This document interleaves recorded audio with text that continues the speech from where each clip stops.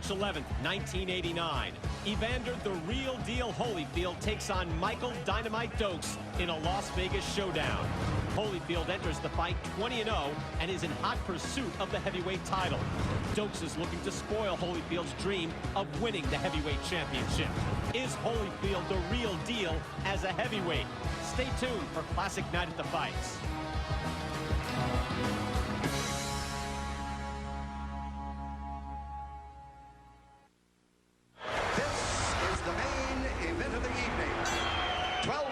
Of boxing for the Continental America's Heavyweight Championship. Introducing, in the blue corner, fighting out of Atlanta, Georgia, weighing in at 208 pounds, with a professional record of 20 wins, no defeats, 16 KOs. He is a former, undisputed cruiserweight champion of the world and is the challenger, ladies and gentlemen. Here is Evander Holyfield.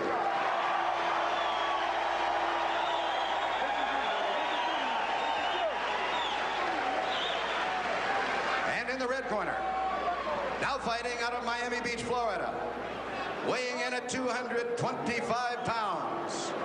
His professional record consists of 37 wins, 1 defeat, 2 draws, with 23 KOs. He is a former WBA heavyweight champion of the world and is the current Continental America's heavyweight champion. Here is Dynamite Michael Dokes.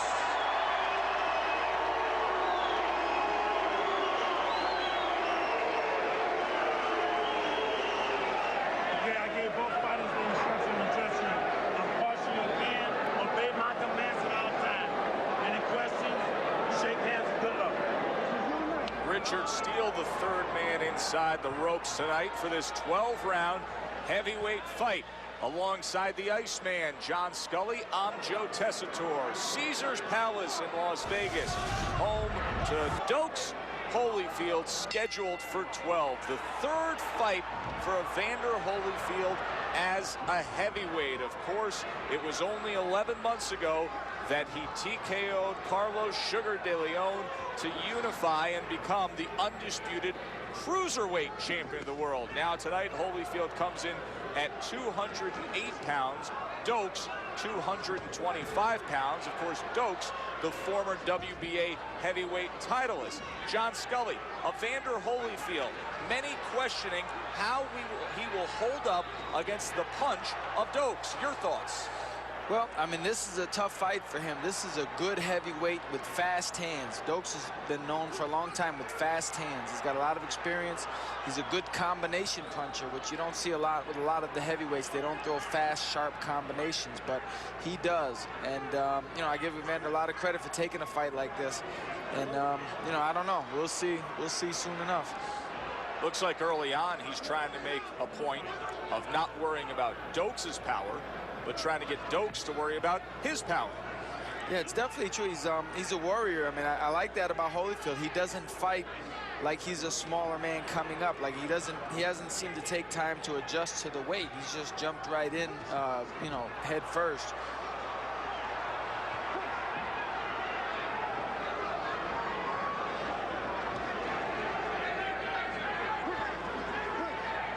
One thing about Holyfield, as a cruiserweight, he set a fast pace. He always did. And he actually in this fight, Dokes came out and tried to set the pace. And he did so for about a good 15 or 20 seconds, but it actually seems like it's already maybe began to wear on him a little bit. Plays right into Holyfield's hands.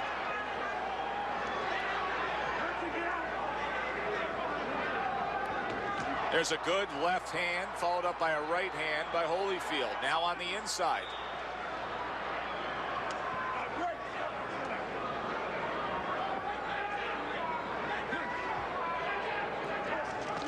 Right hand over the top of that jab. Evander Holyfield scores well. And that's one thing Holyfield brings up as a formerly smaller man. He has good hand speed, and he's a good textbook boxer. Dokes has gotten away. He has a fast jab, and Dokes has gotten away with using that fast jab with a lot of slower heavyweights. And I think that's straight low. Left hand by Holyfield. And Dokes affected. So referee Richard Steele is going to give him the time to recover.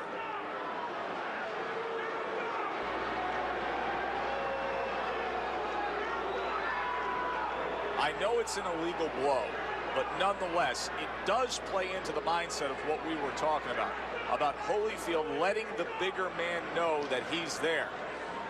Oh, without a doubt. I mean, and believe it, not that that's the case in this situation, but some fighters do that on purpose. Indeed. That's the reality of it. They let him know, you know, I'm right here and I'm fighting hard, and I'll get dirty if I have to. I'm going to make a statement. So whether Holyfield meant to do it or not, that definitely alerts. The statement is made. Oh, it alerts Dokes. He knows he's in there with a guy that would do that.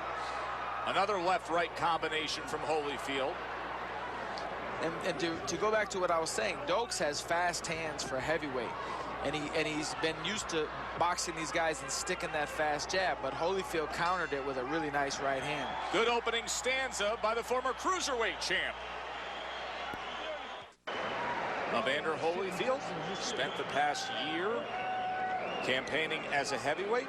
TKO wins over Quick Tillis and Pinklin Thomas, and opened up well in the first round here tonight against former heavyweight titleist Dynamite Michael Dokes. There is Dokes with his trainer Bill Slayton, 30 years old, 37 wins, a loss, and 2 draws for the former heavyweight titleist. Now here we go. They're just Holyfield. Oh, there's a good headbutt, which I didn't catch when it happened. But so he got headbutted and hit low at the same moment. It's a double dip right there. Yeah, that's no fun. And that shows you how much the low blow hurt, that he didn't even acknowledge the headbutt. So that'll tell you what kind of pain you're dealing with. Some guys play it off. Others have to deal with it. Michael Dokes had to deal with that shot right there. Yeah. Round 2 scheduled for 12. Is there anything that you took away stylistically in that first round, Ice, that'll tell us what should we see for the remaining 11 rounds here? Well, one thing, like I said, Dokes is usually the fast guy. He's known to be a fast-handed puncher. And against some of those bigger, slower guys, now there's a low blow by him, maybe on purpose, but he's known as a fast guy, but he's getting outspeeded here, which I think is unusual for him, and is probably playing on his mind a little bit. So it could be a thing where Dokes, instead of letting his hands go, he might find himself easing off a little bit, afraid to get countered. So I would look at that. Right hand to the body from Dokes. Holyfield tries to separate with a left hook. Goes back to the 1-2. He had success utilizing that right hand behind the jab in the first round. Double jab from Holyfield. Dokes snaps Holyfield's head back with a jab.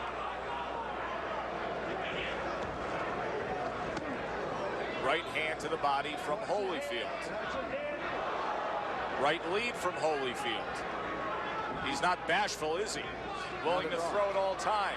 And I love that about him, that he's moved up to this weight and he jumps right in head first with these guys. He's making a statement just as far as he's letting the world know that he's willing to trade punches with the bigger guys. 20-0, 16 knockouts.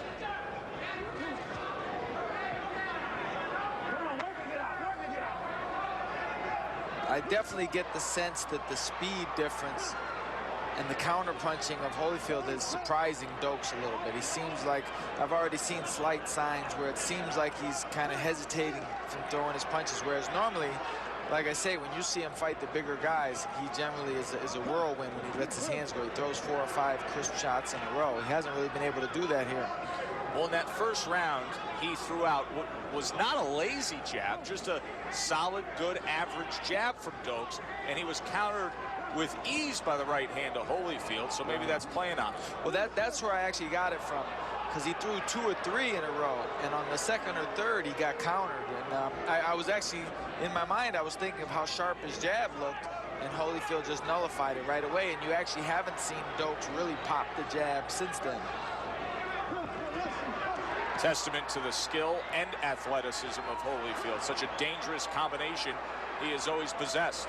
And you see a lot of times when they trade punches, Dokes steps back and visibly takes a deep breath. That's not a good sign at all for him. Not with Holyfield. The former champ and the real deal through 2. The 30-year-old Michael Dokes preparing himself for the 3rd round against the young gun, the undefeated Evander Holyfield. Of course, Dokes himself had such success early on in his career. He turned pro at age 18 in 1976, and he took the WBA heavyweight title, the first-round TKO of Mike Weaver in 1982. Look back at the action from the 2nd round. Now that was that first borderline low blow from Dokes, and I wonder if he did it on purpose. I mean, it's, you know, I don't want to accuse him of that, but it wouldn't totally shock me if he did. It's an old school move. Oh, of course. And he's a heavyweight that came up in the old school golden era of 1970s heavyweights. In fact, many may remember Dokes' first appearance on the national TV stage when he was a 19-year-old. He fought a nationally televised exhibition against the greatest of all time, Muhammad Ali.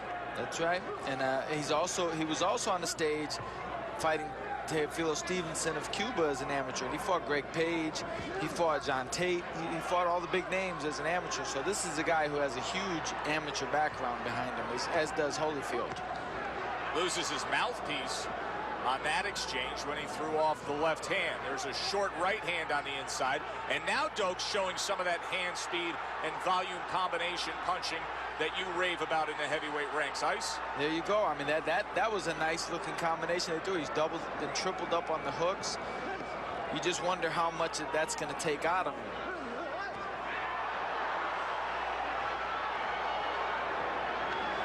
Combination from Holyfield, an uppercut in the midst of those 4 punches.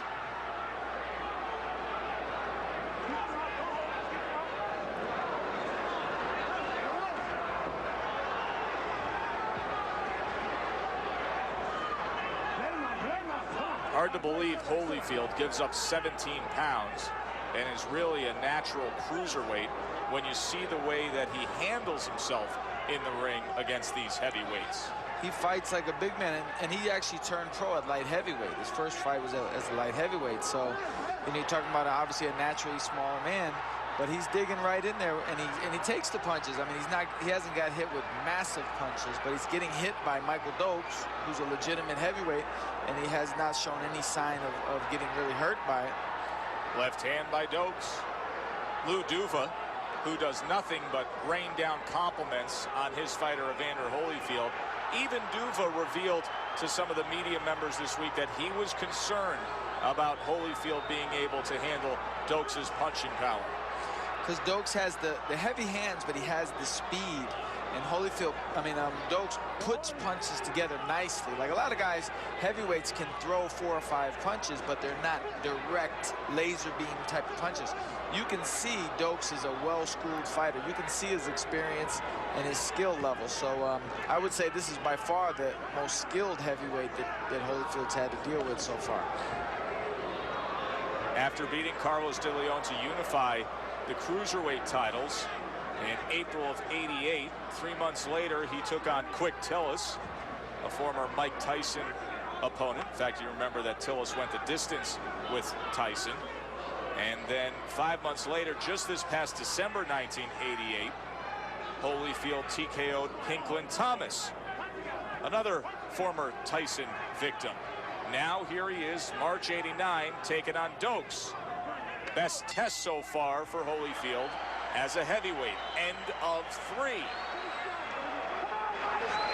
know, these guys dead. These guys dead. Now listen. Now look. Go to the body. Go to the body. Now listen, don't be, what are you getting hit with them punches for? You got no business getting with them punches. Now go to that body, you understand? Right?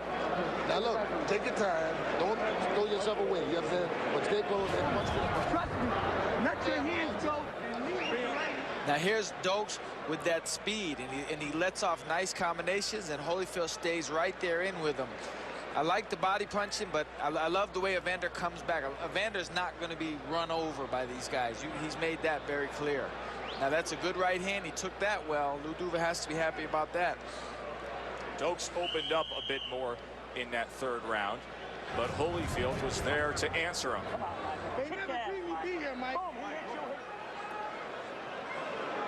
Many interested observers here. The management of Michael Dokes ringside. They realize how important this fight is for the future of the one-time heavyweight titleist. Round number 4.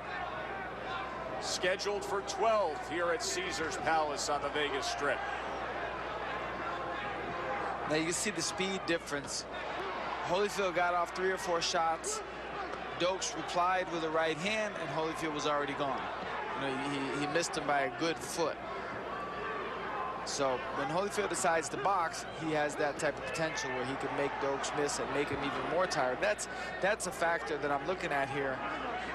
Traditionally, Holyfield will get stronger as he goes. Dokes seems to be taking periods in the rounds where he's sucking wind. It's noticeable.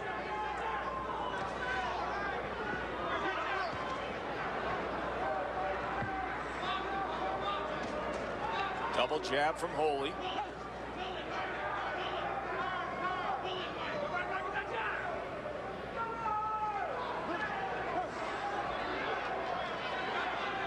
Now his jab, appears to me that Dokes' jab has slowed down quite a bit. He threw 2 jabs there and easily got countered with Holyfield's jab.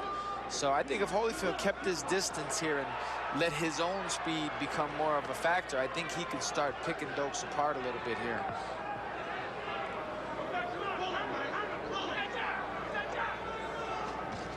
There's a good sharp double jab from Holyfield.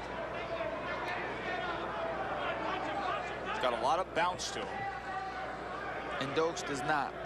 And that's the noticeable thing. It seems like he's what you call pushing his punches. He's forcing himself to do it as opposed to just letting it come naturally. And he does that. Dokes throws that right uppercut to the body. He's done it there. He did it again. He does it all the time, but he doesn't follow up with a left hook. So Holyfield has nothing to worry about. I'd like to see Dokes start following up, doubling up on his punches, follow up with hooks after he throws that right uppercut. Give Holyfield something to think about. Is that caused by something Dokes isn't doing, that he's just not executing and completing the combination? Or is it him being conscious of what Holyfield can do in return? It could be a combination of both. One thing you have to understand, like when you're actually in there, like I could sit here and watch and say he should follow up with a hook. But when you're in there, sometimes your opponent might do just a little something that's unnoticeable to the average person, to the person in the crowd, and it could nullify you. Maybe he's trying to throw the hook, but Holyfield has a way of maneuvering himself and he can't get it off. End of 4 in Vegas. Holyfield and Dokes. George Evander and Lou Duva in the corner of Evander Holyfield. Hustle you on the inside. Just to keep your hands moving, right? Come back with your left hook right back. Manager Ken Sanders. Now 3 fights into this heavyweight campaign. This the most important of that run tonight against Dokes. When you catch punches, come back to the body. You just move your hands. You ain't got to do nothing. Just move them. Be winning. You understand? Okay.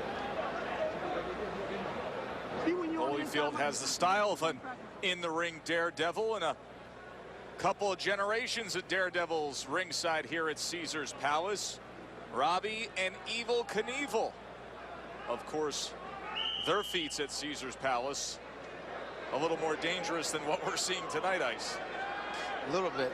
If you've seen the fountains outside, you know how much. Of course, taking a big right hand from a skilled heavyweight, no easy task.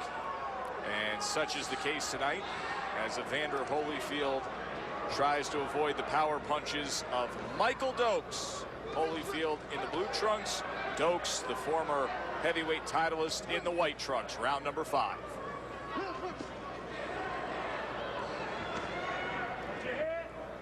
I think that body shot by Holyfield might have slowed Dokes up a little bit there. He not just for the fact that he stopped punching, but the look on his face. It looked like it took a toll on him a bit.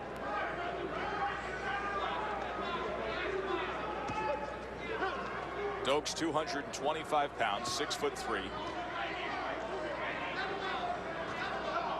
Very inviting target to the body he is for Holyfield. And Holyfield, good game plan to try to stay consistent going to the body. Meanwhile, Dokes has not been able to place a lot of good body shots against Holyfield. He tries with the left hand there. Holyfield answered with a right hand upstairs. Holyfield for a heavyweight, I know he's only 208 pounds, but one of the smallest waisted heavyweights you'll ever see. Right, he looks like a middleweight. He looks like he's still a light heavyweight, actually. And yeah, very well conditioned, apparently. I mean, he looks good. He looks like you would want a fighter to look like.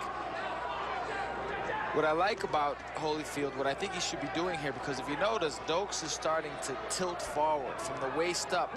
He's tilting forward, almost like he's looking at the floor.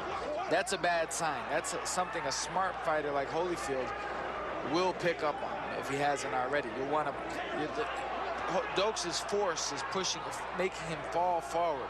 You can step back and let him fall forward and put him right into your uppercuts to the body, doubling the power of them. Another thing, there's a great example of it right there. Right, I'm sure Holyfield's a smart fighter. He sees it, and he's just looking to time it. I think the more fatigue Dokes gets, the more he's going to tilt forward from the waist up and get ripped up on the inside. But one thing that Holyfield should also be doing right now is stepping around, little steps, because he can touch Holyfield. He can touch Dokes with some good little shots and then step around. See, now he waits there, and that's what happens. Now he turned a little bit there. That was good. And you see how good he got 2 or 3 shots off. After Dokes had a 3-punch combination, they paused for a moment. And Holyfield once again scoring with the uppercut, just like John Scully said he would. Dokes leaning forward, tilting forward with that head, and Holyfield able to take advantage here in round number 5 with the uppercuts on the inside. That left hand straight towards the belt line again from Dokes. That's about 8 borderline low blows. 5 rounds in the books. Good crowd here at Caesars Palace. Holyfield, Dokes, look back at round number 5. Well, now Holyfield just slips out, but there's the right hand. Dokes, now one thing, Dokes landed a good right hand, but he's falling forward as he throws it. Like if he missed that, he probably would have fell forward and fell right out of the ring. That's the way it appeared. You see, he's leaning. See that back foot kind of fall forward. Right, it comes up. It's like he's losing control of himself a little bit. Then on the inside, Dokes was able to connect, and Holyfield. See, Holyfield turned him. Just like I was saying, he can turn him, and Dokes will be forced to look for him. He'll be forced to walk into things, because if Dokes is a little bit tired, his reflexes won't be as good. Stepping around and punching off that would serve Holyfield very well in this spot. If there's any one thing I think you can take away from this fight so far, with 5 rounds complete, is that on paper, Dokes is much the bigger man. Yes. But in the ring, it doesn't necessarily play out that way. No, I think conditioning and agility is evening the table, so to speak. Uppercut combination from Holyfield, then over the top with a right hand. Round number 6, scheduled for 12 here in Vegas. Holyfield is definitely the more nimble man, so he's able to get off punches when Dokes isn't quite ready to defend against them. He's by far the superior athlete, but it's not as if there's a deficiency when it comes to skill. Holyfield is skilled as they come. Oh, for sure. He's a good textbook technical fighter. He knows what he's doing in there. He does a lot of good things, a lot of good technical things. And actually, compared to other heavyweights, I think Dokes is good in those respects. But compared to Holyfield, he's like a step behind. Good enough to have held a portion of the heavyweight title back in '82 and '83. See the warning from Richard Steele here in round 6. Dokes going to the body with a left hand. 2-punch combination, left-right. Holyfield comes back with one of his own. And Dokes' offense is good when he throws punches. It's just that he's in with a guy. I think Holyfield's lack of size is kind of working in his favor here. Against the bigger, more lumbering guys, Dokes would assume the role of Holyfield. Exactly. And would look good doing it. But here he looks like a guy who can't move. Right, he's like one step behind. And it's got to be frustrating for him because he's no doubt, more often than not, the faster guy between him and his opponent. And he's running into a guy that's more nimble, more agile than most of the guys that he encounters.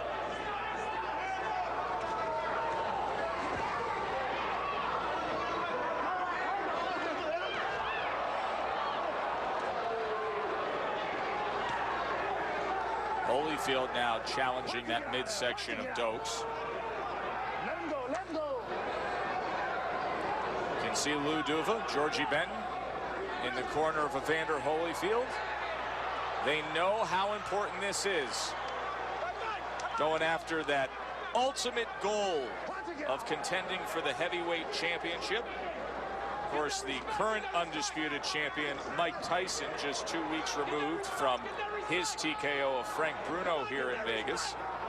Last year, Tyson destroyed Michael Spinks to officially take that throne as the top heavyweight in the world. And Duva and Benton feel very strongly that one day Evander Holyfield will meet up with Iron Mike, the undisputed champ. Little something extra there. I don't want that no more, okay? Richard Steele trying to take control as Evander Holyfield lingering in the corner of Michael Dokes, and the veteran cornerman Lou Duva comes over to escort him back. Give me the Vaseline. You got a bad gut. Now look, work on that gut. You got that power. What round is it? Okay, work on that eye. Now listen, settle down. You understand? Hey, listen. Cut above the left eye of Michael Dokes. Must have opened up in the final moments of that 6th round. So now an extra concern for the former WBA titleist.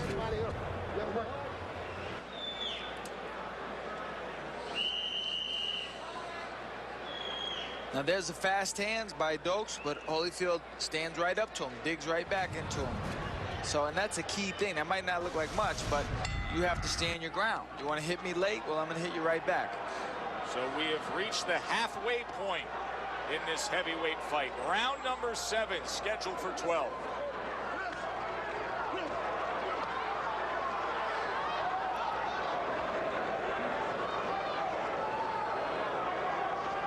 Watch your head break. Holyfield unbeaten.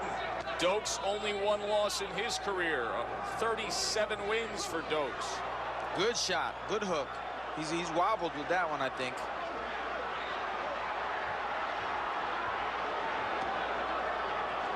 And Holyfield should come up to the head. He's digging on the body shots. He should follow up with head shots. Don't leave your punches down at the bottom, at the body.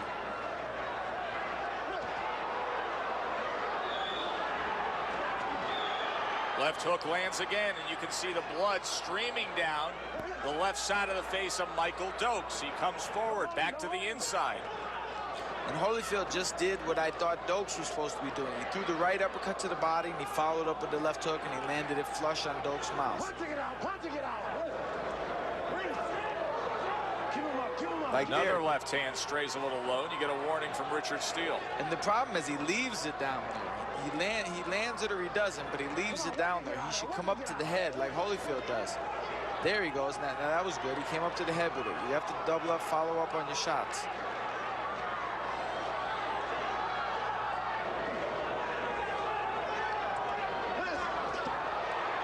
Good combination from Holyfield, dug underneath with the right hand and then up top with the left hand. And Richard Steele is going to tend to the wrap on the right glove of Dokes.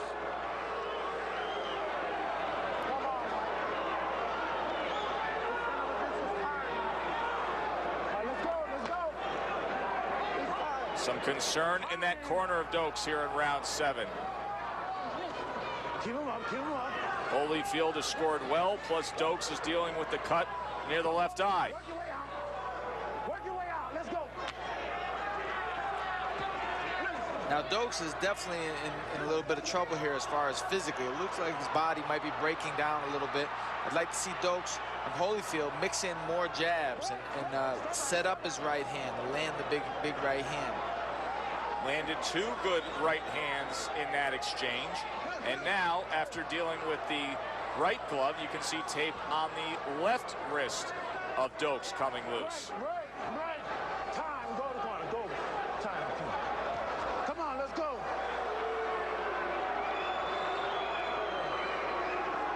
Really taking away from the offensive series of Evander Holyfield in this round. And that corner taking their sweet time, aren't they? Well, I was just about to say, if they were smart, they would take as many seconds as they could. I thought Dokes got shook up early in that round. I thought he wobbled slightly when he got hit with the hook in the beginning of the round. And so he might not still be recovered. So they need to be good cornermen and take their time here. Bill Slayton and company trying to give Michael Dokes every chance he could have, but you can see that cut starting to get ugly, and Holyfield targeting it with right hands. Another right hand scores for Holy, and there's a good short left on the inside. What a nice exchange. Holyfield gets the best of it. And those combinations take a lot out of Dokes. Holyfield could step up his game here and pile up the points, if not hurt Dokes. Big 7th round for Evander.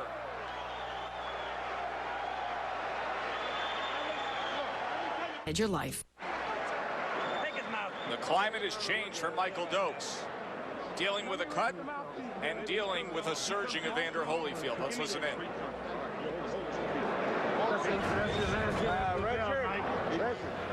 Now, even without the cut, that was Holyfield's round all the way, just because of the combination. Now, that's when in the beginning of the round when he hurt him with the hook, Dokes actually recovered pretty well from him, but he was definitely wobbled with that. Later in the round, here's more of the same. I mean, Holyfield's digging good shots, and his power, I mean, he's not a one-punch knockout puncher, but those punches definitely have an effect. And every time he gets in a little bit of dire straits, it seems like Dokes comes back with a borderline low blow. I don't know if he's doing it on purpose or not, but you know, it could keep Holyfield on his toes, you know, because he says, wow, a couple more inches, and that's definitely a low blow. Do those right hands scored by Holyfield tell you that they will be there for the remainder of this fight? I think the more fatigue Dokes gets, the more the right hand will land. Dokes making a conscious effort to come out strong to open up this 8th round. Now, he looked very good there, but if he can't sustain that, then the tide's probably going to turn in a bad way right here.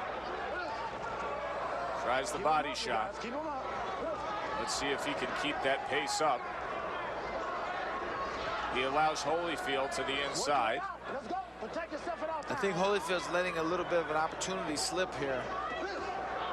When Dokes throws those combinations like that, the smart thing to do would be to return fire and get on him right away before he can recover. Because Dokes is definitely trying to recover right here. Holyfield comes with a right hand that misses and then falls in with a left hand. Richard Steele asking for the fighters to work out of that position, which they do. Holyfield uppercut left hook combination. And that's the key. You have to follow up with the punches. When you throw the uppercut, even if you miss it, come back with the left hook.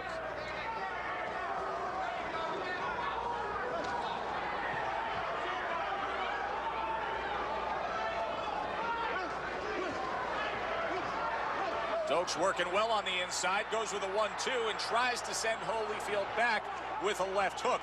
Now it looks like Dokes is fighting like the bigger man here in round number 8. It just seems like every time he throws a good combination, it takes so much out of him. But at least he's working here. Oh, definitely. No, he's working, and Holyfield's not. So, but there's a lot of time to go now. No doubt. Wow. Good left hook from Dokes. Much needed rally. Holyfield returns fire with a right hand. Holyfield still with that bounce. And now 2 right hands. And he's got to get that jab in there. He's got to slow this guy down. Good shots there. Holyfield scores with 3 punches. Dokes comes back with a left hook. Heck of an 8th round here in Vegas. This is a very good round, but the telltale thing is going to be how Dokes reacts to it. How Dokes comes out for the next round. That tape on the right wrist coming loose again. Good right hand. Holyfield comes back with a two-punch combination, including the uppercut, and sends off another uppercut on the inside. And he's turning now. Now that's beautiful. Holyfield is turning like he's supposed to. He's forcing Dokes to turn to his own left, and he's catching him with good shots. John Scully, you called it. Dokes would need to keep it up because Holyfield would return, and he did. He finishes up this 8th round very, very strong.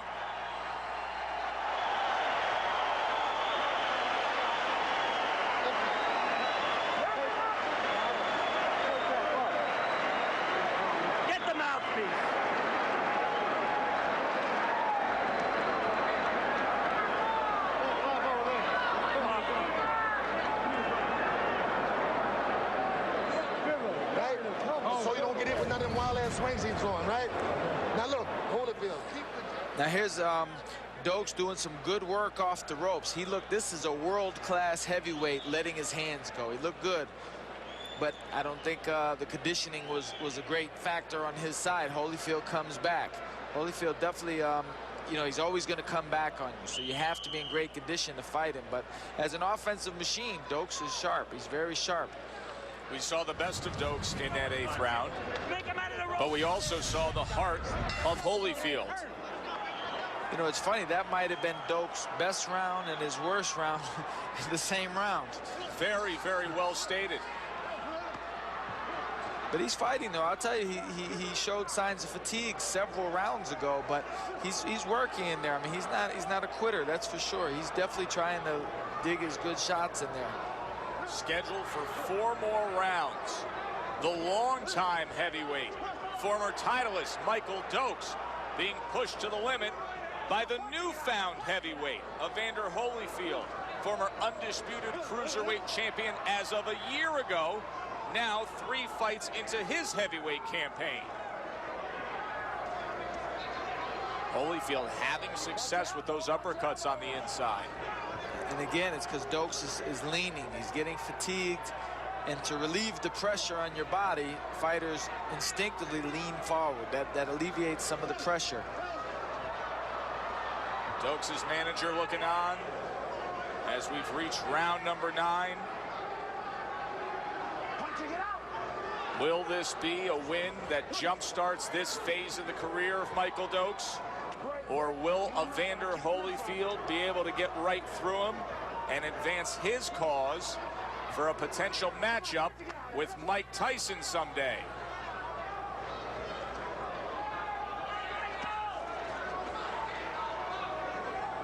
Holyfield looks comfortable on the inside. He definitely does, but he counters well. Now there he missed with the right hand, but he tried to counter with the right hand. He actually countered with the right hand and the left hook, and he missed both of them. But that was obviously textbook work. Short right hand on the inside from Dokes, and now he turns Holyfield around before they bring it out to the center of the ring. Now Dokes seems fatigued and slow with his feet. I think Holyfield needs to do what he was doing earlier a few times, where he steps around and catches him, because he could catch Dokes with a lot of good sharp shots off of the turns. He could force Dokes to turn and look for him. Because right in front of him, sooner or later, Dokes is going to regain his senses and his wind, and he's going to let 2 or 3 hard shots go. Much the way he did in the first half of that 8th round, and we've seen glimpses here in round number 9. Holyfield back to the inside. At this point, Dokes' shot is to be set. He has to have his feet set. If Holyfield kept him turning, it would take Dokes a long time to get his feet set, and I don't think he would really be able to do that effectively. That's when Holyfield has been at his best, when he's getting the angles. You see the uppercut there from Evander Holyfield. End of 9 here in Vegas. Good fight.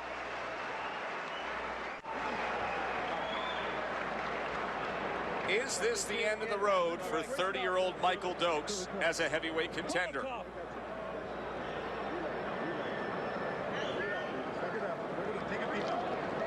Bad cut over the left eye, caused in round number 6. You can't miss the guy with the jab. You understand? Cut up and everything. Then you won't throw yourself away. Now use a good jab, Holyfield. Now box the guy in circles. And will this be the moment that Evander Holyfield grabs a significant win as a heavyweight? 10th round scheduled for 12. Holyfield, the #1 ranked heavyweight in the world. Michael Dokes, the former titleist. Dokes going to the body early on. And Georgie Benton gave Holyfield good advice, something that I was saying for the last few rounds. He said, box him in circles. Keep him, what he means is keep him turning, keep him walking into your punches, because Dokes is a little bit tired now, and he's flat-footed. Holyfield could turn him into punches all day long. You can see Holyfield is nimble. His legs, he's got a lot of bounce in his legs. He should take advantage of it. He shouldn't just bounce in front of Dokes. That's kind of pointless. It doesn't really give you any kind of benefit.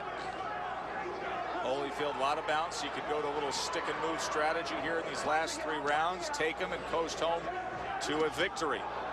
Will he do that? He's been so tempted on the inside. That's the thing. I mean, you have your man set up where you could get on your toes and pump the jab and really look good doing it. He could look like a young Muhammad Ali here. He's got a tight, you have to take advantage of what your opponent gives you.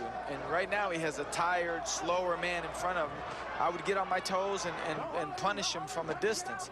Dokes' only chance is for you to stand in front of him so he can land a home run shot. But Holyfield has been so willing. Oh, it's a big left uppercut by Holyfield. He's hurt there. Chopping right hand. Dokes is hurt badly. You got to put those combinations together. Oh, short left hand on the inside. Big, big shot. Richard Steele collects Holyfield. And this fight is over. Steele jumped in and ends it. Wow. That was a heck of a Evander finish. Holyfield. What a finish it was. Now that makes a name for him in the heavyweight division. That's what people want to see. They want to see endings like that. Some question the move to heavyweight. Mark it down. He's fought Quick Tillis, Pinklin Thomas, and now Michael Dokes. 3 for 3 for TKO wins as a heavyweight for Evander Holyfield. The sky is truly the limit.